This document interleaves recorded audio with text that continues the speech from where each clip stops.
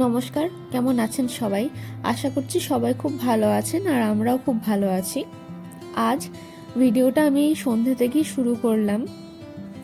এখন তো ডিসেম্বর মাস পড়েই গেছে, বেশ ঠান্ডা ঠান্ডা লাগছে। আর আজ এখন শুভ ল্যাব থেকে চলে এসেছে আর আমি ওর জন্য চাটা বানাচ্ছি। তো এই টাইমটা আমার খুব ভালো লাগে, দুজন মিলে চা খাই আর সারাদিনের আমাদের যত গল্প থাকে সেগুলো আমরা বসে বসে গল্পগুলো করি। ও ওইদিকে খাচ্ছে আর আমি ততক্ষণ চাটা ঢেলে আনছি। আর এখনও আমার দ্বারা চা ঢালা হয় না, এই কাজটা শুভই করে প্রতিদিন, মাঝে মাঝে আমি করি। তো চাটা এখন নিয়ে যাই, দিয়ে দুজনে মিলে সারাদিনের গল্প করি। ঠান্ডাটা যেহেতু বেশ পড়েছে, তাই এই হিটিং ম্যাটটার উপরে বসে থাকতে আমাদের দুজনের খুব ভালো লাগে। উপরে হিটার জ্বলছে আর নিচে এই হিটিং ম্যাটটা বেশ গরম গরম লাগে। তো আজ ভাবলাম রাত্রেবেলায় একটু জমিয়ে খাওয়া দাওয়া করি, কারণ ঠান্ডাটাও বেশ পড়েছে আর এই ঠান্ডায় দেখবেন বেশ ভালো মন্দ খেতে খুব মন চায়। তো আমি দেখলাম ফ্রিজে আমার চিংড়ি পড়েছিল কটা, তো চিংড়িগুলোকে ভালো করে পরিষ্কার করে এখন নুন হলুদ মাখিয়ে একটু ভাজতে দিলাম। পাশাপাশি আমি এখানে একটু ক্যাপসিকাম আর পেঁয়াজ ডাইস করে কেটে নিচ্ছি। আর কি করব আপনাদের তো বলিনি, আমি করছি একটু চিলি প্রন। তো যেভাবে সব কিছু চিলি পনির বা চিলি চিকেন বানায় সেভাবেই করছি। তবে দেশে থাকতে কি মনে করতাম জানেন, যে এইগুলো সত্যি চাইনিজ খাবার, চাইনিজরা হয়তো এই রকমই খাবার খায়, সস দিয়ে মাখিয়ে ভেজে। এখানে আসার পর জানতে পারলাম মা, চাইনিজরা তো এসব খাবার খাই না, এসব খাবার জানিই না। এখানে অনেক চাইনিজ রেস্টুরেন্টে গিয়ে আমরা যখন খেয়েছি তখন দেখেছি যে এদের খাবারের স্বাদটা আমাদের খাবারের আমাদের চাইনিজ খাবারের স্বাদের থেকে একদমই আলাদা। আমরা যেগুলো চাইনিজ খাবার বলি সেগুলো আদৌ চাইনিজ খাবার নয়, বরং সেগুলোকে ইন্দো চাইনিজ বলা যেতে পারে। কারণ হয়তো কিছুটা প্রক্রিয়াটা বানানো একই, কিন্তু যেহেতু আমাদের টেস্ট বাড আলাদা তাদের থেকে, তাই জন্য হয়তো আমাদের কাছে যখন খাবারটা এসেছে তখন আমরা আমাদের মতো ভাবে সেটাকে বানিয়ে নিই। তবে যে সাদৃশ্যটা আমি পেয়েছি সেটা হলো চাইনিজরাও আমাদের মতোই ঝাল খেতে পারে, অন্যদিকে জাপানিজরা একেবারেই ঝাল খেতে পারে না। ধরুন আপনি কোনো রান্নায় আদা স্কিপ করলেন বা কাঁচা লঙ্কা স্কিপ করলেন, আপনি যদি ফোড়নে শুধু শুকনো লঙ্কাও দেন সেই ঝালটাও তারা খেতে পারবে না। তাদের স্পাইস টলারেন্স একদমই নেই। তো রান্নাটা করার পর আমি উপর থেকে একটু সাদা তিল ছড়িয়ে দিচ্ছি যাতে দেখতে ভালো লাগে। ঝাল ঝাল এই পদটার সাথে আমি ভাবলাম একটু মিষ্টি মিষ্টি পোলাও বানাই, তাই জন্য কড়াইয়ে একটু ঘি দিয়ে তারপর কাজু বাদাম আর কিশমিশটা একটু ভালো করে ভেজে নেব। আর আমি যে পদ্ধতিতে মিষ্টি পোলাওটা বানাচ্ছি সেটা খুবই সিম্পল।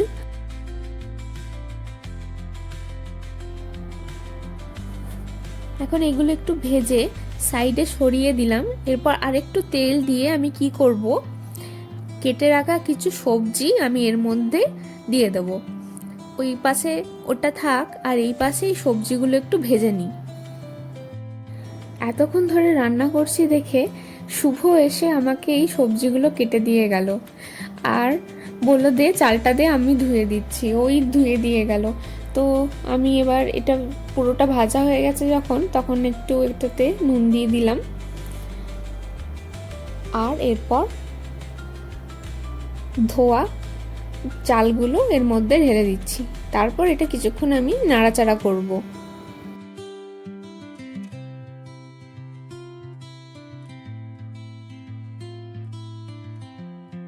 এরপর যে পরিমাণের চাল নিয়েছিলাম তার থেকে দ্বিগুণ পরিমাণের জল আমি ঢেলে দিলাম। এরপর এটা হতে থাক। দেখছেন আমি গরম মশলা ফোড়ন দিতেই ভুলে গিয়েছিলাম, তাই জন্য এখন তেজপাতাটা দিয়ে দিলাম, যতটা আর কি সেন্ট হয় তার জন্য। এরপর একটুখানি ফুটে গেলে তারপর আমি এর মধ্যে পরিমাণ মতো চিনি দিয়ে দেব। যেহেতু এটা মিষ্টি পোলাও, তাই জন্য একটু মিষ্টি মিষ্টি হলে ভালো হয়, তাই জন্য চিনির পরিমাণটা আমি একটু বেশিয়ে দিয়েছি। তারপর ঢাকা দিয়ে ওটা 10 মিনিট কম আঁচে একটু রেখে দিয়েছিলাম। তারপরে দেখুন কীরকম ঝুরঝুরে হয়েছে। তো চলুন আমরা এটা এবার সার্ভ করে নিই চিলি পনিরটা দিয়ে, দুজনে মিলে খেয়ে নিই, তারপরে আবার আপনাদের সাথে কথা হবে।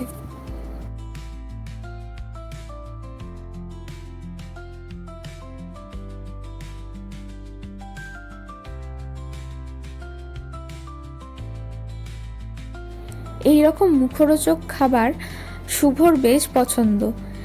আর এই খাবারগুলো বানাতে যেহেতু অতক্ষণ সময় লাগে না, তাই জন্য আমার বানাতেও বেশ ভালো লাগে, আর দুজন মিলে খেতেও খুব ভালো লাগে।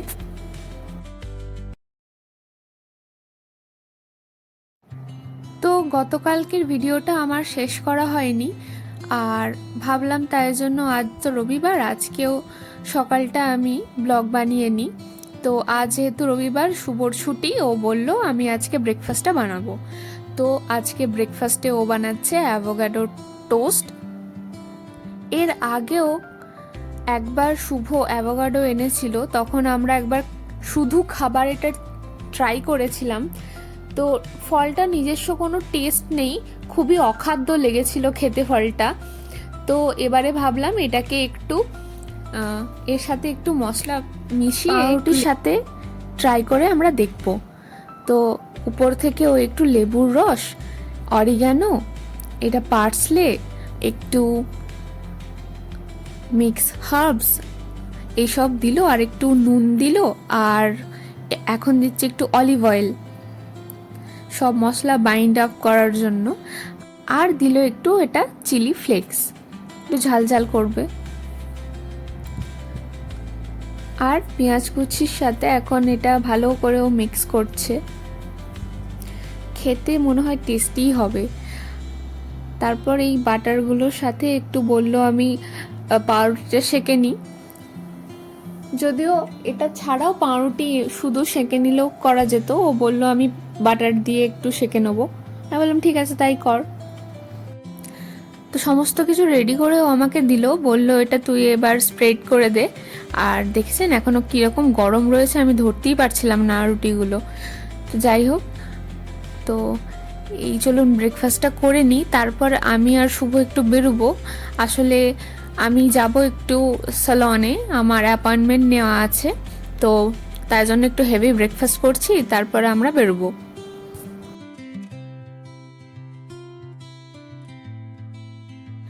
বাড়ি থেকে 5 মিনিটের হাঁটা পথে আমরা চলে এলাম এখানে। তো এরপর আমার হেয়ার কাটিং শুরু হয়েছে, আমি হেয়ার কাট করাবো, প্লাস আমি ভাবলাম এবারে একটু লুকটা চেঞ্জ করাই, তাই জন্য হেয়ার কালারও করাবো।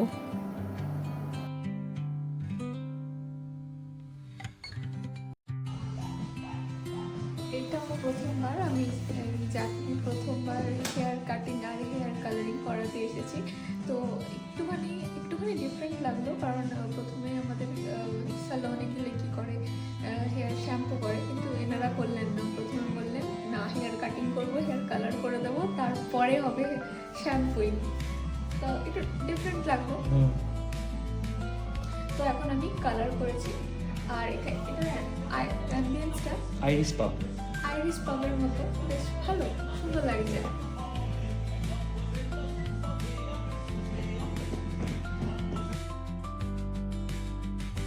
হেয়ার কালার তো আমি অনেকবারই করেছি, তবে এখন যে হেয়ার কালারটা আমি করিয়েছি সেরকম আমি কোনোদিন করাইনি এত ভাইব্রেন্ট কালার দিয়ে। তো শুভ আমাকে সিলেক্ট করে দিয়েছে এই কালারটা, ও বলল এটাই করবি তো, একদম লুক চেঞ্জ করা, যাতে লোকেরা দেখে তোকে চিনতে না পারে। আমি বললাম ঠিক আছে তাই করাবো। কালার করার পর আমি ভিডিও নিতে অ্যাকচুয়ালি ভুলে গেছি। তো যাই হোক, তো আমরা এসেছি এখন দোকানে দেখতে যে ক্রিসমাস উপলক্ষে এখন কি কি জিনিসপত্র পাওয়া যাচ্ছে। এ দেশের মানুষের মধ্যে ক্রিসমাস উপলক্ষে যদিও এতটা মাতামাতি নেই,